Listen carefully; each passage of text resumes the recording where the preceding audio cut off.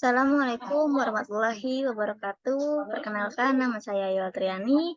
Di sini saya akan menjelaskan tentang model pengambilan keputusan strategis taksi citra dalam menghadapi persaingan dengan taksi online.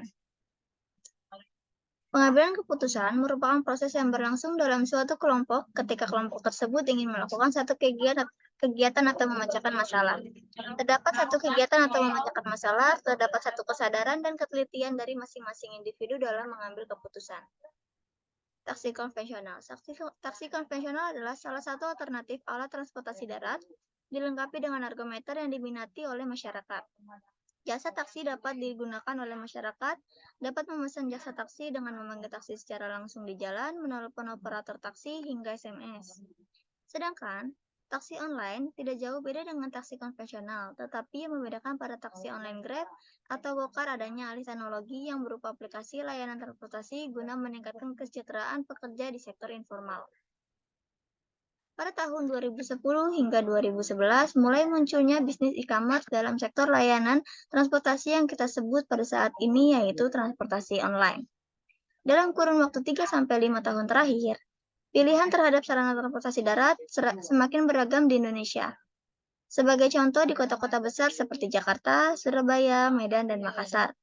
Konsumen yang terdiri dari penduduk lokal maupun pendatang menunjukkan kebutuhan akan transportasi yang serba praktis, aman, dan nyaman. Menurut Zakaria tahun 2013, alat transportasi pada umumnya bertujuan untuk memperlancar kegiatan masyarakat.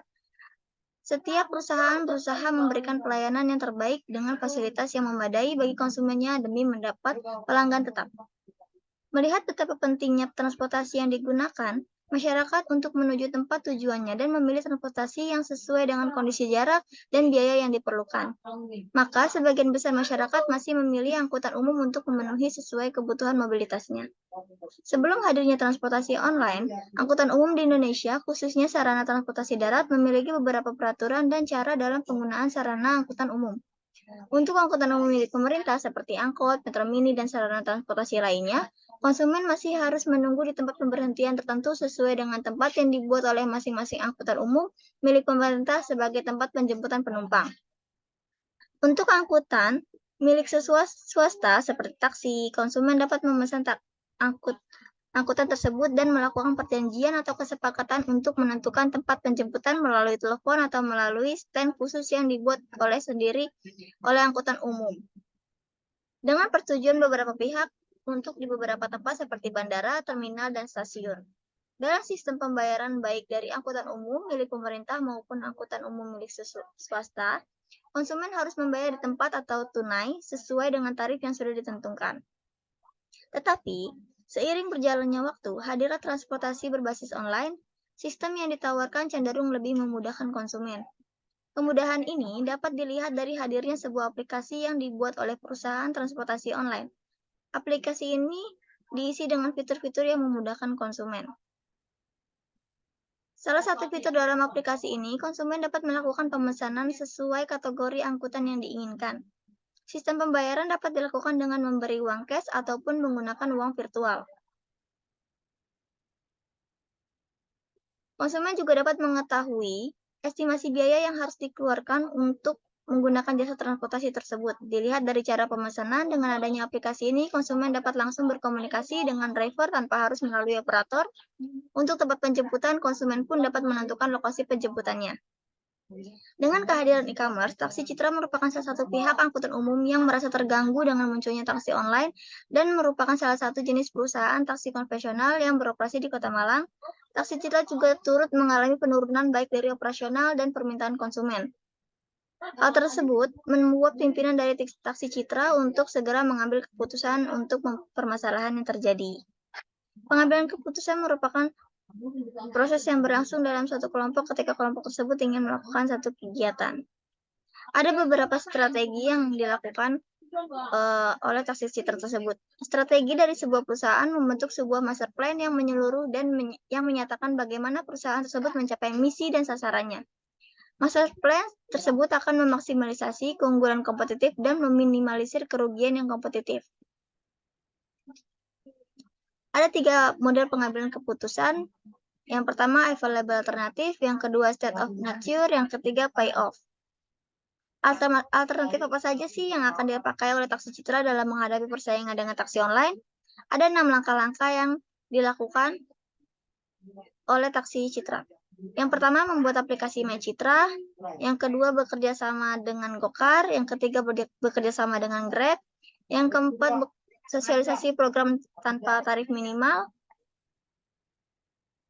Yang kelima, membuat paket jalan-jalan full day bersama taksi citra dengan tarif khusus. Yang keenam, menyediakan kendaraan plat hitam untuk rental dan selain taksi. Model pengambilan strategis dibagi menjadi 3 tahapan. Yang tahap pertama ada tahap identifikasi, yang kedua tahap pengembangan, dan yang ketiga tahap seleksi. Tahap identifikasi dibagi menjadi 2, yang pertama recognition dan kedua diagnosa. Recognition sendiri adanya penurunan pendapatan bulanan secara drastis sebesar 50% yang dialami oleh taksi citra dimulai sejak tahun 2016. Yang kedua, diagnosa. Dari penurunan tersebut, seluruh Departemen Taksi Citra melakukan pembahasan mengenai permasalahan secara mendalam, turunnya pendapatan bulanan secara drastis. Dari tahapan pengembangan dibagi menjadi 2, yaitu pencarian solusi dan desain solusi.